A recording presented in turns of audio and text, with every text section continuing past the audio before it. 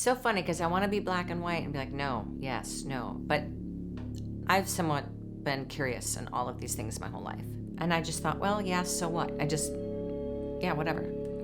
If they exist, it doesn't affect me now. That was my attitude. And, now it led me to what I do and who I am.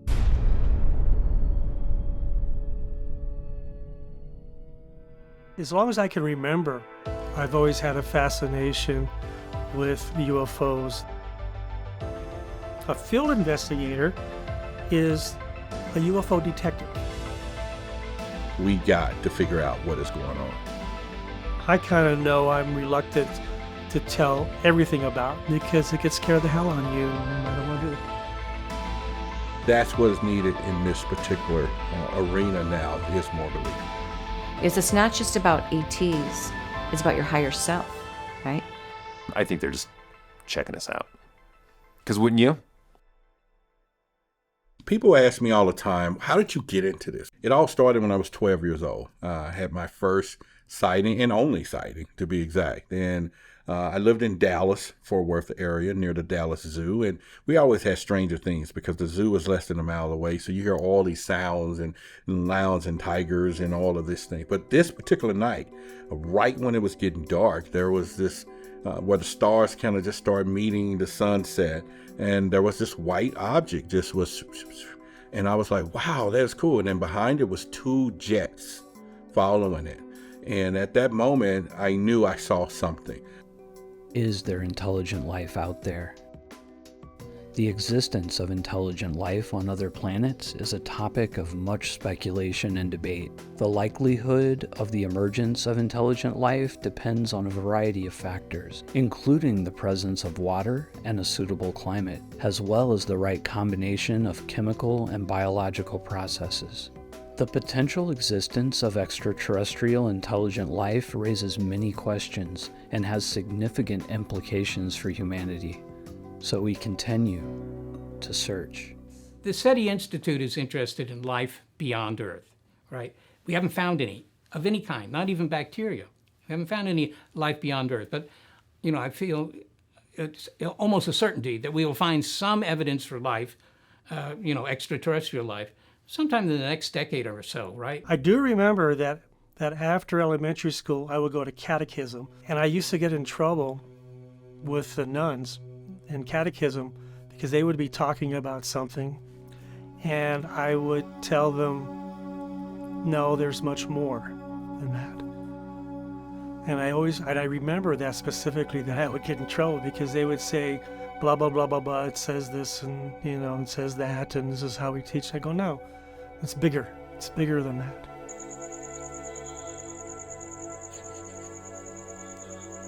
Stand right for me.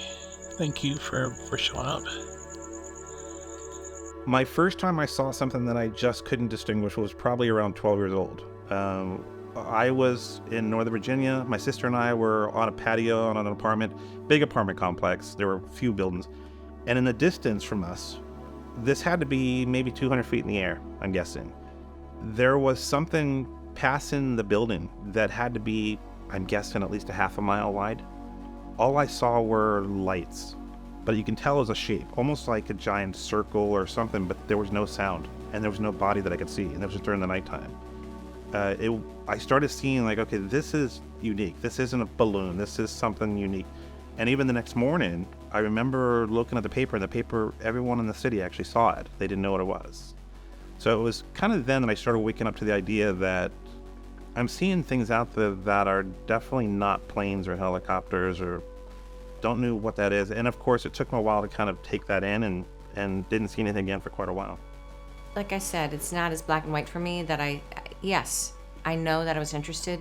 Do I have memories of all of this stuff? I don't, unfortunately. But I always know that I've been open to it. I always know that when it comes to, Steven Spielberg's take on any alien, I'm always rooting for the alien. And I literally cry for the aliens, right? Because I've been told that what I channel is ET in nature. I think that some of them are probably aliens. I think some of them are, I think some are coming from other planets.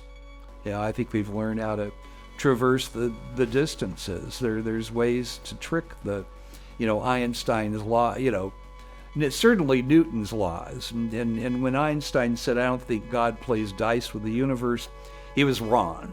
God loves a good game of dice. I view it as a mystery. I don't know what they are. I don't know what the UFO UAPs are. We pick up signals all the time in the city. I mean, I sat there and watched when we were observing down in Puerto Rico using the big Arecibo telescope, now defunct. But intelligent life, well, that might take a little bit longer. You could have looked at the Earth for a long time and never found anything intelligent or more intelligent than a Tyrannosaurus Rex. I've always believed in them. I think it's irrational to think we're the only beings in the entire world or entire universe. And come on, how egotistical is that? Right? So I think that some are coming from other planets. I think that some are interdimensional, that might be the major amount of them, because it's much closer to go through a portal or a wormhole to get here than, across the universe. And I think some might be us from the future. Let's say they are extraterrestrial for a second. If they were, it would be kind of like a situation where we would be sort of mice in the experiment, and we would be trying to create experiments as mice to prove that there are humans watching us, right? How difficult would that be as a mouse? It'd be really hard. I've been in this a long time, and I've had people come up and tell me, oh, I've seen this and that. There's got to be 30 different species. And I always say, well, look, I'm just looking for one. I don't care if there's 500. I need one, because I've just kind of find enough evidence for that. I think that a scientist's first job is to be curious about the world and the universe around you. That's what being a scientist is. Because you get all these ideas from people. They're angels, they're spirit guides, they're alien, they're negative, they're good. There's so many stories that it's really hard to know. And I was always obsessed with ETs. This is something that was almost like born in me. I don't know why, but like when I was 3 years old, my dad built a swing set out of wood. The way people weren't as lazy back in those days. They'd build stuff, and there was some lumber left over, and I hammered it together into what I thought was a facsimile of a rocket ship. I had my dad haul it up on top of that, and I was waving and singing, and I remember this too. I was maybe just 4.5. Well, my mom said, well, who are you waving and singing to? I said, the space people. I'm waving and singing to the space people. Here I am, 60 years later, I'm doing the same thing, still waving and singing to the space people. Now, what I can tell you, though, is the Native Americans, and these are two separate Native American female shamans, if you will, okay? And we talked about their culture, not at the same time, 2 different times, years apart. And they had the same story. There was, from the Native American point of view, at least from these two, there was 4 species. Were the blues, which were these little 2 feet tall, and they came out of the mountains. Then there were the ant people, which we call the grays. And it's not because of their eyes or anything, it's because they came out of the ground. Then they have the snake people, which we refer to as the reptilians, which may be 6-7 feet tall, or maybe somewhere around there. And they're very reptilian, scale skin looking. And then the other ones are, they call the giants, or whatever their name was for giants, but what we call the tall blondes. Other people refer to them as different names, but those are the ones that are very human-like, probably around 6.5, 7 feet tall. Dark blue eyes, and their eyes are offset a bit. Some people refer to them as the Palladians, but so we have those 4. But what's really interesting about one of those 4, besides the gray aliens, which are seen all over the world, the little guys that are 2 feet tall, they're seen all over the world. They're known as Menehune in Hawaii. They're known as leprechauns in Ireland. They're known as Tommyknockers in Cornwall, England, and out here in the U.S. And the Native Americans actually have their own names for the little guys too. They're 2 feet tall. Now that's interesting because that may not be an alien. That might be someone living here on this planet, that's been here for a long, long time. Sort of like Bigfoot. We all tend to hear about all of the stories that are out there that's in the mainstream. But what about the ones that we don't hear about? And these are the special stories. And the ones that really I gravitate to is more of the hybrid type stories, starseed type feeling stories, where people know that they don't belong here. They feel different. They have different experiences. And some of them have some type of psychic abilities that is not normal. And so when you look into those things, they're not talked about a lot because there's probably a lot of fear behind that. But those are the stories that I think that we should look into with maybe there are hybrids walking among us. The term gray aliens came about just because of the color of their skin. It's a very, very off-white, gray color.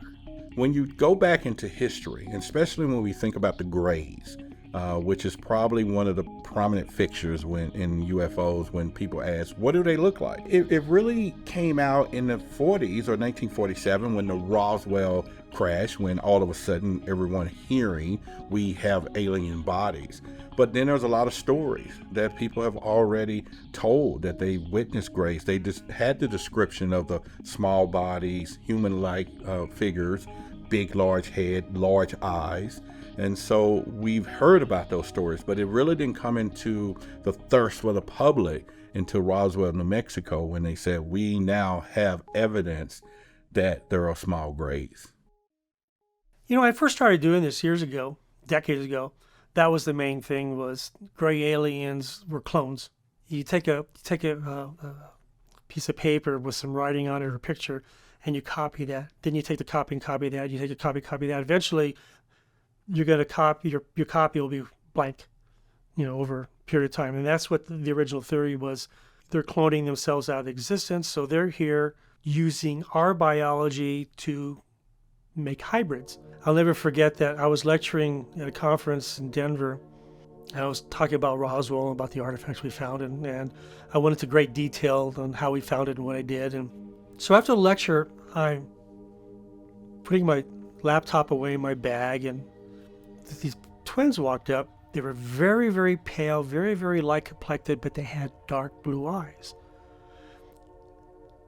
And I don't know if it was my imagination, but their eyes seemed like they're a little further apart.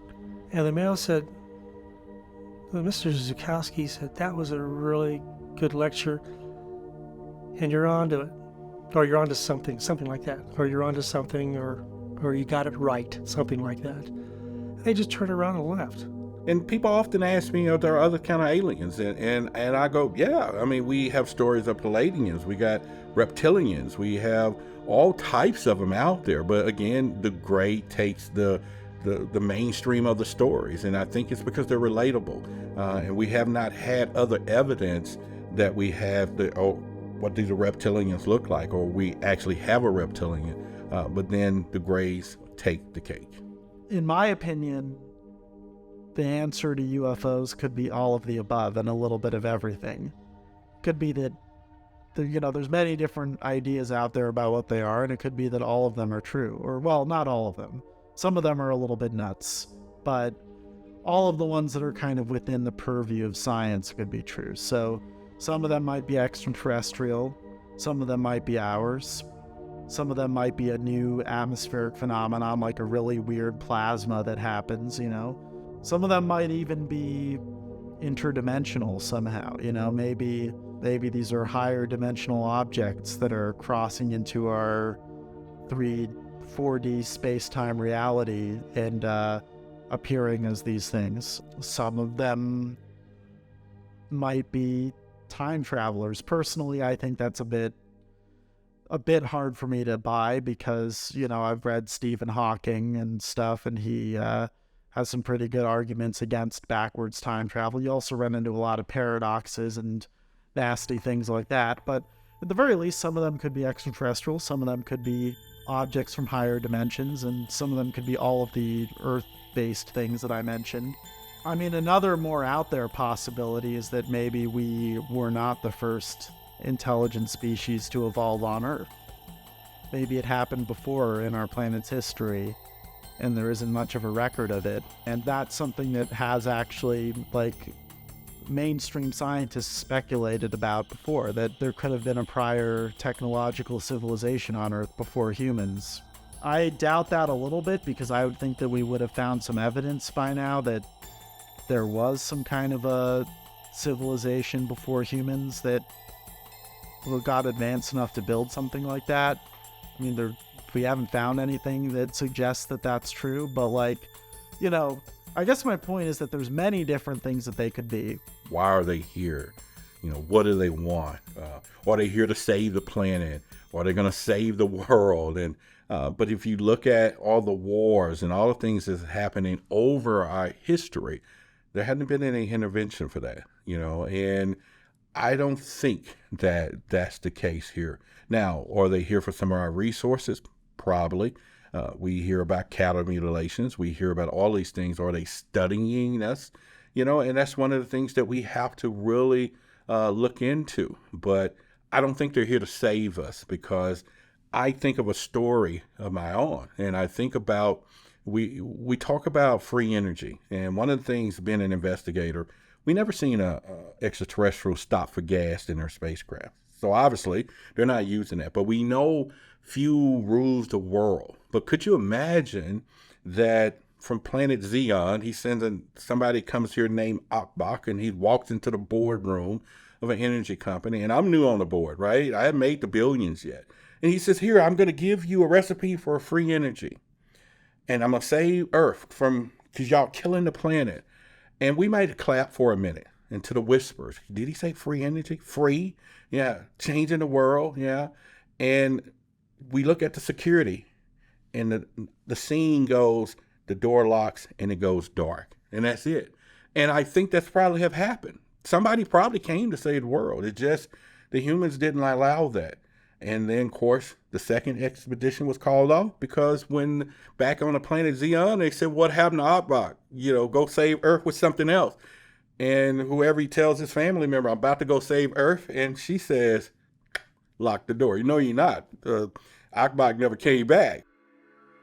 Are aliens good or bad? And that's a $50 question or a $500 question.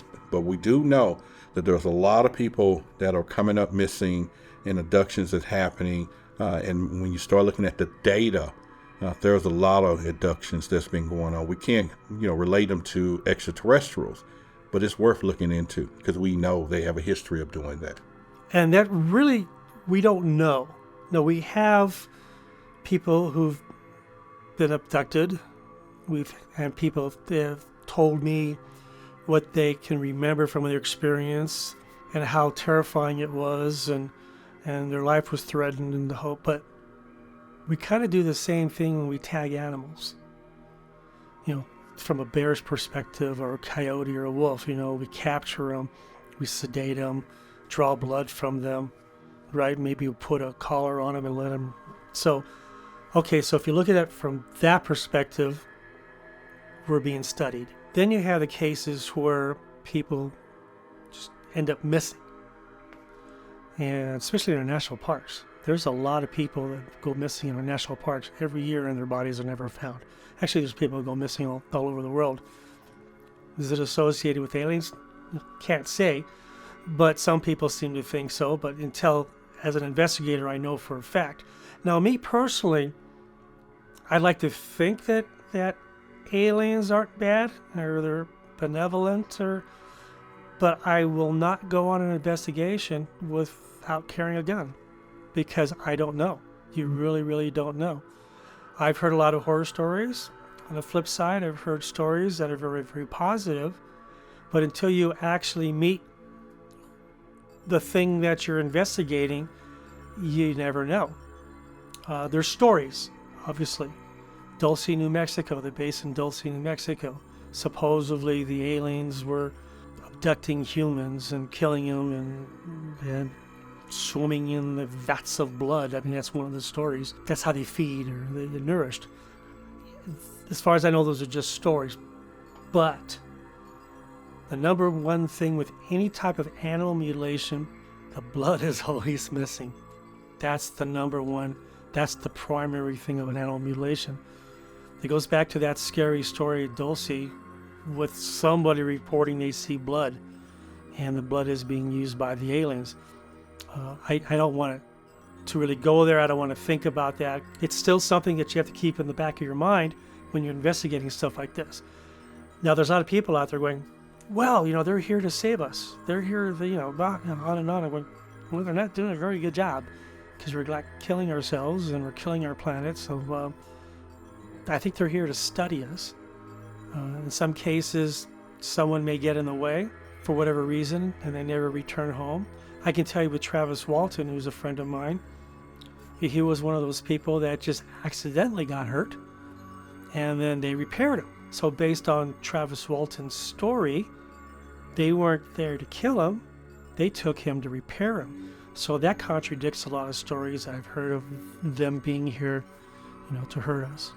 One of the main caveats of all of this is, are there good or bad aliens? And just like they're humans, they're good and bad humans. So I would assume that there would probably be some aliens with a debate saying, hey, let's go abduct some of these humans. And the other gray says, no, we're not going to do it. And there's an argument. And then now we have alien abductions. Now, according to the person who's been abducted, was it a bad experience for them? And they probably say, yeah, there's some bad aliens out there. But when it comes down to it, I think overall, I would suspect they are. I would suspect that there's just like there's bad humans. There are some aliens out there that don't like us and don't like other aliens. And so therefore, it's going to be common practice, good versus evil. Well, I like Colorado because a couple of places we can't kind of do with animal mutilations, which was something that I was cow mutilations, mutilations. And that was something that I'm pretty active with. I'm probably one of the U.S.'s top animal mutilation investigator. I'd learned that back in the 1800s there was a mutilation, and you would just find this from old newspaper clippings. It was out of Missouri. So animal mutilations with lights seen in the sky in about 1896 or so out of Missouri. I kind of wrote a blog a while ago kind of teasing that theory that the mutilation aspect of the animal itself, the cuts and the missing organs and stuff, is just basically to throw us off that the animal was killed by a predator and they were actually after the blood. Now you go, well, that can't be so because there's surgical, but to think like an alien, you have to be an alien, and we don't know what these guys think. We don't know how they think. We don't know if they have personalities. We don't know if they have a conscience. We don't know. Some people claim that the Greys are basically worker ants, and they're just programmed to do one thing over and over again. I think there's a little bit more to that. I think there is some thought process and some responsibilities that they can take on their own too. So I don't actually buy into that theory, based on my investigations of what I've learned. I did think, though, wouldn't it be funny, though, that if they just wanted the blood, but they didn't understand us enough that we would be able to see through their, what they were doing, that they were cutting the animal up to make it look like a mountain lion or a bear ate it, and they just wanted the blood, and they could care less about anything else. They were flushing it down their UFO toilet. And I say that because I do know from all the animal mutilation investigations that I've done that the denominating factor or the main factor is always the blood missing. It's always about the blood itself, and it's not exactly. Now, granted, some of the cases, some of the cuts have been in glandular areas where maybe they were taking samples, or maybe not. The one article I read that goes way back to the late 1800s in Missouri, where there was a light in the sky and over a ranch, and 3 animals were found the next day dead. The article didn't mention that they were cut up. It mentioned they were void of blood. Now there's other weird things that happen out there. One in particular is cattle mutilations. And when you think about what is happening with these cows, and people tend to see the aftermath of that. Now, this phenomenon itself takes a whole different turn, because now we want to ask, why are you mutilating these cows? Or are you studying humans? Especially when it gets to a cattle mutilation, some of the 5 signs. One in particular, there is no footprints around these mutilations. And so now we know it's not done by an animal because there's nothing there to be tracked. Oftentimes these mutilations have no blood, if though it was just surgically removed. And so people then tend to say, okay, it was some cult doing these mutilations. Now we can rule that out because, you know, that's just not the technology that they were going to use. When you look at some of the organs and how precisely they was removed surgically, then we're talking about technology. But then you see in some of the photographs, if you were to look at, there's some type of burn sensation that goes around these cattle. And so now the plot thickens. You know, what it is, that's radiation, number one, if that is. But number two, we got organs. And some say, okay, human anatomy is close to a cow anatomy. So could they be studying us? The thing about aliens, though, and this is where it's kind of funny, is for an alien is trying to think like a human, but can they? Or how do they think? We really don't know how they think. All right. So if they think that, first off, if we mutilated an animal, we can make it look like a predator did, but we really want the blood. But if you really think about why do they take an animal from location A to location B, mutilate it, and put the animal back location C, which is sort of close to location A. I actually had one investigation in San Luis, Colorado, where we found, and I said we because at the time my buddy was with me who was on my team, we found where the footprints ended of the cow, and about 40 yards further we found the animal. And it was only one set of footprints, it didn't go backwards, it stopped. So and because it had rained and the ground was wet, we knew that's where it stopped. So for whatever reason, who's ever doing this, they take the animal, they do what they want with it, and they put it back. It's like someone stealing your car, taking the engine out, and giving you back the car because it's still registered in your name. Now, it's really hard when you try to second guess an alien and how they think and why they do the things they do. So as investigators, we kind of have fun looking at it going, do they really understand what they're doing? All they see is they need this, but they don't need this. So I'm just going to take this, but I'm going to give you back that. Some rumors have it maybe they're using some of the reproduction systems to create hybrids or all of these things. But what we do know is 900 pounds, 1,000 pound steers are being left on top of telephone poles, which we know humans have not done that. We have these things showing up on the other sides of their ranches. And so obviously they are being lifted up somewhere, obviously to probably some spacecraft. But at the end of the day, these things are happening. And there was one case of a human mutilation that actually resembled a cattle mutilation. And this case here was known quite some time as well. You have close encounter of the first kind, which is a distant sighting, and that's the most common sighting. Somebody will see a light in the sky that's anomalous. I call that a boring UFO, right? If you can't tell it from a helicopter or whatever, but if it shoots out of the atmosphere, it suddenly becomes a very interesting UFO, right? But that's a CE1 encounter. A close encounter of the second kind is when that UFO affects you physically or mentally, psychologically. That would be like the Oz effect that I just mentioned with the family. A close encounter of the third kind is when you have a face-to-face with beings, not necessarily, though, in a abduction visitation scenario. Like somebody comes upon a UFO and sees beings like gathering foliage or whatever they're doing. That would be a CE3 encounter.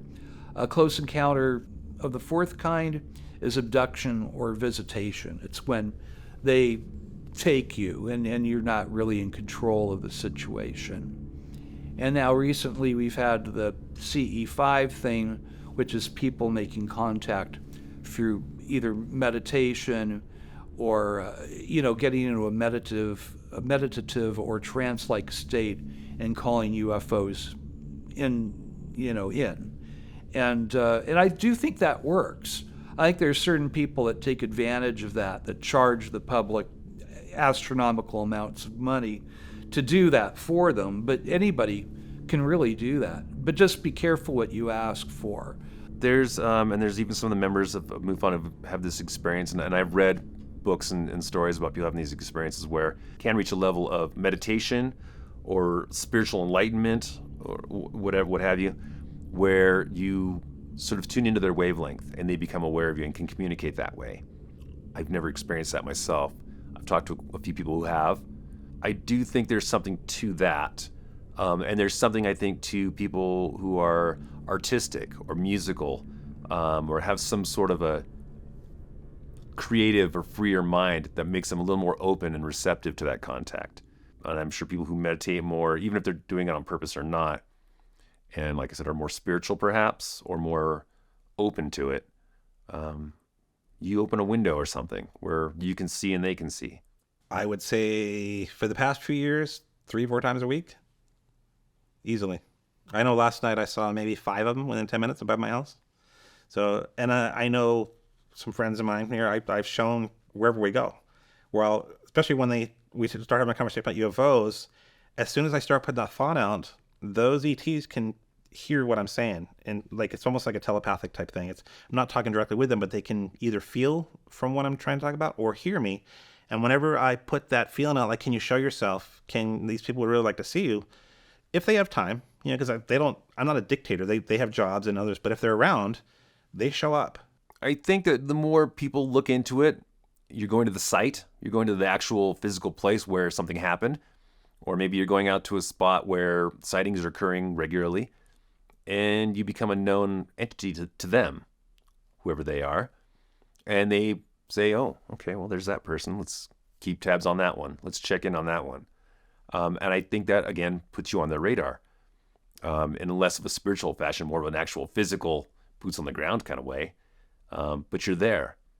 I think it's just like if you loiter around a building where there's security guards and you go by every other night, the security guards start to recognize you.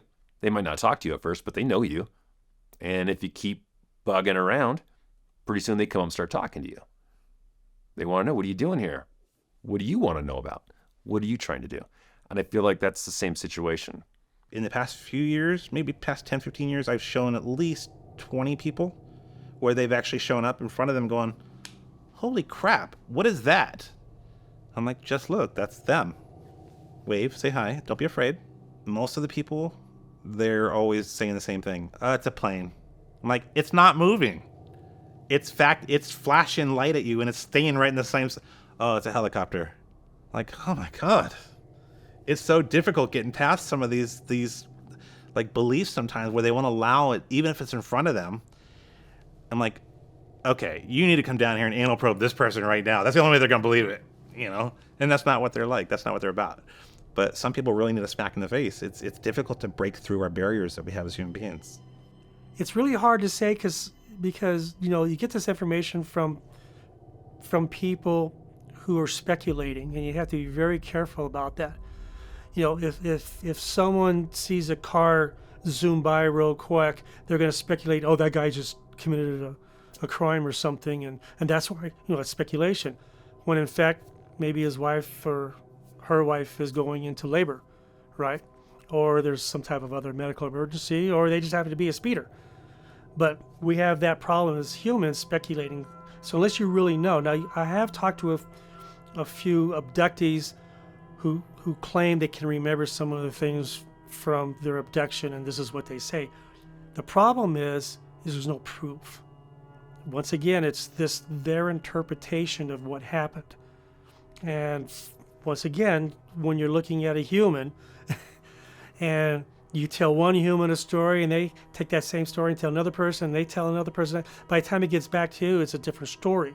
So it's all based on, your perception, how you were brought up, by your parents, religious aspects, the whole bit, on how you perceive things. So as a field investigator, what puts me aside of all other field investigators is I I try to wash all that away and I just go after the evidence.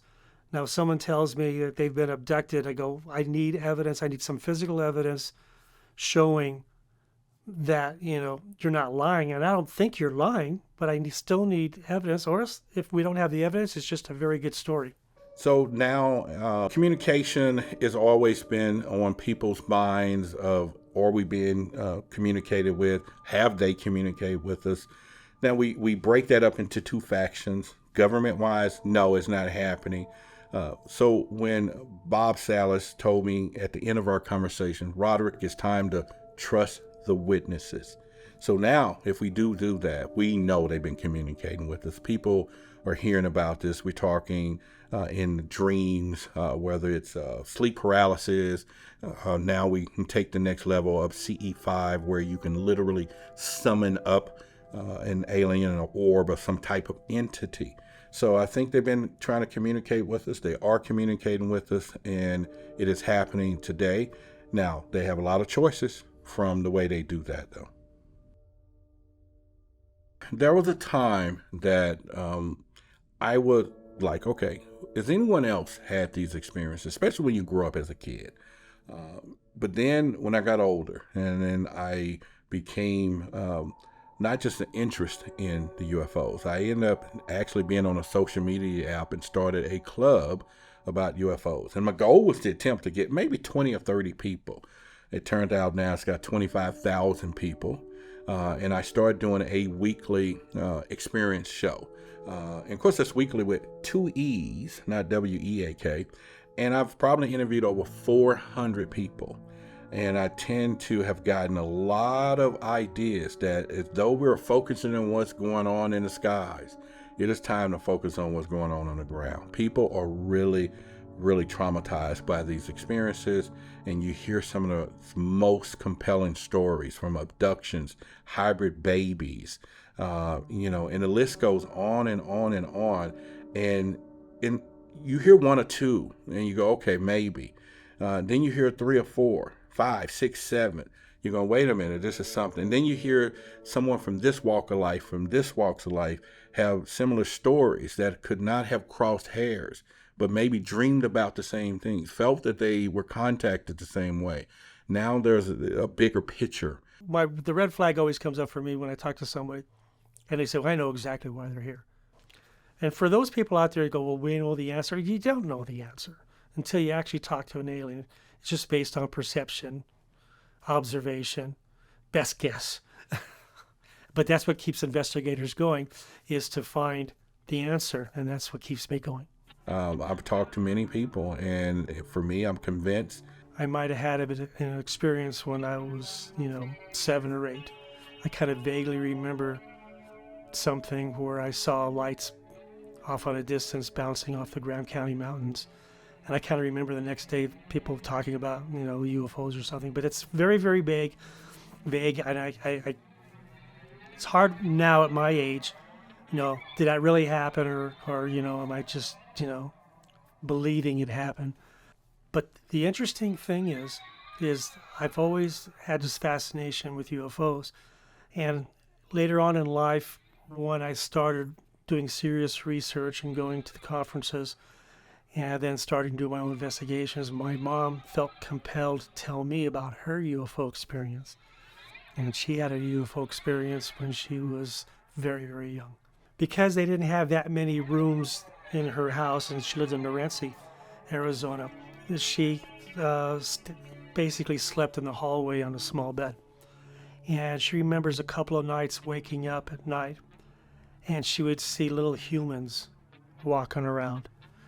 And I asked my mom, I said, well, what did you do? She goes, she would just cover up her eyes. She would put the blanket over like you would normally see on TV. That's what she did. And she'd seen that a few times. And she felt compelled to tell me that later on as I got older, when she saw that I was getting involved in ufology. What's interesting, though, is once I became a little more popular in ufology, my aunt contacted me. She was traveling from San Pedro to Thatcher, Arizona, and they were late at night, and her husband, my Uncle Roy, is driving, and my 3 cousins were in the back seat. And back in the day, they would pull off the side of the main highway on a dirt road when the driver got tired, and they would turn all the lights off for safety, so no one would know it was a car out there, and they would sleep a couple hours, and off you go. I remember that, my dad doing that.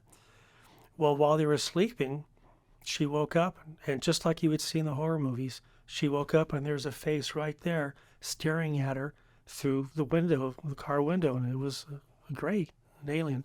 And there was two more, she said, a couple of them behind. And I said, Auntie, what did you do? She goes, she closed her eyes. She didn't want to scream. She didn't want to frighten, her kids. And I said, what's the next thing you remember? She goes, I remember we're driving. So at that point, I'd done a lot of research and had done a few investigations. And so I started thinking, did she have an experience when she was a little girl about the same time my mom did? Now, when you get involved in ufology, if someone has an experience quite young, they tend to have experiences all through their life. It's almost as if they're being monitored or not. It's kind of hard still to believe that. Even me being an investigator for over 35 years, that someone is watching us. I develop a technique called I Believe You Believe, and it's one of the things that I'm writing about right now as we speak. But it's what I found most. People are now wanting people to believe in what's happening because this is so, and people can also know when you don't believe the story. And so what I develop, I Believe You Believe, is just a way of saying, okay, they'll go, Roderick, you do believe me. And I will say, well, I believe you believe it happened to you. So therefore, I'm going to explore this with you. And I think that's all people need nowadays, is that at least someone to go on that journey. So someone said, Roderick, behind the dumpster, the leprechaun left some coins. Can you see the rainbow? And I don't see it, but they're standing there. And I'm just going to say, well, hey, I believe you believe it's there. Therefore, I'm going to go with you. Let's go. And that's what is needed in this particular arena now, is more belief. I have never had a Men in Black experience. I've been followed a couple of times, but nothing where someone's ever come up to me. And the reason is, and I talk about this openly, radio shows, even my lectures, I'm very open about it. I can tell you right now, I know of one secret military base and the general location of one secret military base and one skunk works base, one in this state and one in Kansas. Because you do so many investigations, it turns out the lights in the sky, the things that people are seeing, are terrestrial, not extraterrestrial, and it's black projects. I know where they are. I'll never reveal it. And I say that very openly. And that's not my job. My job isn't to release information from our military bases. There's that fine line as an investigator that you do not want to cross. And that's the line. I'm still an American, and I want our soldiers to get the best benefits, when they go into battle and the best technology, and I don't want to mess it up for them. Both my sons are in the military. So if I know something that could be detrimental to our military, I'm out. I'm done. I'll walk away. And there's so many investigations out here, you can go somewhere else, and investigate. You don't have to investigate there. Yes, I've been to the West Gate of Area 51. I've been within rock throwing distance of the tower, and I waved at the guys, and that's as close as I would go to the West Gate of Area 51. I would never, there's no reason to have a Men in Black experience because I don't cross the line. And I'm very open about it. There was an investigator a couple of years back called Max Spears. He was a Polish investigator. I don't know if you've heard of him, but he stepped over the line. And you don't want to do that. Stepped over the line, and he literally texted his mom and said, I've gone too far, or whatever, and if you don't hear from me, release this information, whatever. Anyway, within a couple of days after him texting his mom, he was found dead in a motel room, I think, with this black kind of liquid coming out of his lungs and stuff. He's dead. So He was a UFO investigator. He stepped over the line. He steps where he shouldn't have. And that's where, as an investigator, where I say, I do this for me, because I don't make money off of it, I do this for me, that if I accidentally step over the line, I realize, okay, it's on me, and I'm not saying anything about it. If anybody ever confronted me, I say, okay, I'll go visit here, I'll go do that. I don't need to get into your face. So that eliminates the black project, or the black men in black for me. Do I know where some cases? Of course. But, as an investigator, you have an idea because of the sightings. I just don't go there. Another part of this phenomena is always the men in black stories. I have not personally had a witness that had a men in black experience. I've read about them, certainly, and I've read up on them quite a bit. It's a popular subject and absolutely a thing. It has happened. Whoever's behind it. I have not had anybody personally talk about that, so I couldn't really say to that what someone's reaction is. If a man in black knocked on my door and I had some of the weird experiences that I've heard about and read about, I'd be worried about it a little bit. Now, for me, I call them the big secret keepers. And most of the time, we want to really put this around the government. Okay, so we know men in black stories have been existing, that there's organizations that shows up to really take control of certain instances or encounters or crash sites or crash retrievals. But now I think it's bigger. So what about these black projects that's out there? Now we know that this is in the private sector. This is where the real treasure for them to hide the secrets, because at this point we can't go there as investigators, as civilians, and the military, the government works for the people. Now we have FOIAs, which is Freedom of Information Act, but they don't work in the private sector, and they know this. And they know that they can put the project there and oversee it, but we can never get any answers. And so those programs are going to exist. They're going to exist in the end of time. And now there's more money behind it. And so let's take the men in black and set it to the side. That was just the beginning of it all. Now men in black is represented by private sector contractors, Boeing, and you can just keep going on down the list of all of those contractors. Obviously, there's one thing that would make this all very worthwhile, and that is to find a signal that's actually due to extraterrestrials. And it may be that we just find fossilized microbes on Mars, right? But, Mars is one place to look. We're looking. The clouds of Venus are another place to look. There are 3 moons of Jupiter. There are 2 moons of Saturn. All of these places have liquids, either on the surface or underneath the surface. And if you have liquids and 4.5 billion years to cook up something, the chances that you've cooked up something aren't all that, unlikely.